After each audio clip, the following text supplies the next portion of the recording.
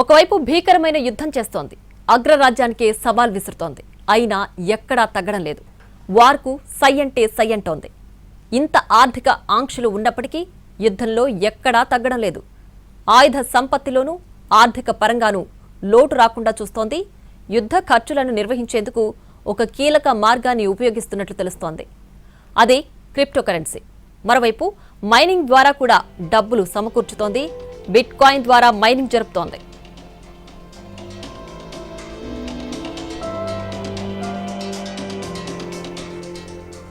అసలు ఇది ఎలా పనిచేస్తుందంటే 2019లో ఇరాన్ ప్రభుత్వం బిట్ కాయిన్ మైనింగ్ కు అధికారికంగా అనుమతించింది. దేశంలో భారీగా విద్యుత్ వినియోగించి బిట్ కాయిన్ మైనింగ్ చేస్తారు. ఒక బిట్ కాయిన్ ను ఇరాన్ సుమారు $1,300 ఖర్చుతో మైన్ చేయగలదు. దీంతో రియాల్ను భారీగా సంపాదిస్తోంది.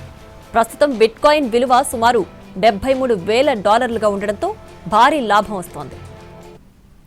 సాంప్రదాయ బ్యాంకింగ్ వ్యవస్థలు లేదా స్విఫ్ట్ వంటి అంతర్జాతీయ చెల్లింపు వ్యవస్థలు అవసరం ఉండదు. మైనింగ్ చేసిన బిట్ కాయిన్ ను ప్రత్యక్షంగా డిజిటల్ వాలెట్లకు పంపించి విదేశీ సరఫరాదారులకు చెల్లింపులు చేస్తారు. దీంతో యంత్రాలు, ఇంధనం, సైనిక భాగాలు కొనుగోలు చేయగలుగుతున్నారు. 2025లో ఇరాన్ క్రిప్టో ఇకోసిస్టమ్ విలువ $7.78 బిలియన్ చేరింది.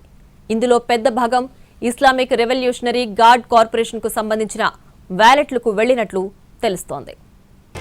ఇరాన్ ఒక్కటే కాదు, ఇతర దేశాలు కూడా ఇదే మార్గాన్ని అనుసరిస్తున్నాయి. రష్యా కూడా డాలర్ వ్యవస్థను తప్పించుకునేందుకు క్రిప్టో వాడుతోంది. నార్త్ కొరియా హ్యాకింగ్ ద్వారా క్రిప్టో సంపాదించి ఆయుధ ప్రోగ్రాంకు ఉపయోగిస్తున్నట్లు నివేదికలు చెబుతున్నాయి. డాలర్ ఆధారిత ఆర్థిక ఆంక్షలను తప్పించుకోవడానికి క్రిప్టో కరెన్సీలు ఒక పెద్ద లోపంగా మారాయి.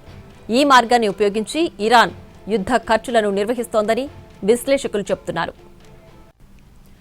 ఇరాన్కు ఈ రేంజ్లో ఆదాయం ఎలా వస్తోంది? యుద్ధం ఖర్చును ఇరాన్ ఎలా భరిస్తోంది? ఇంత సంక్షోభంలోనూ డబ్బెలా సమకూరుతోంది?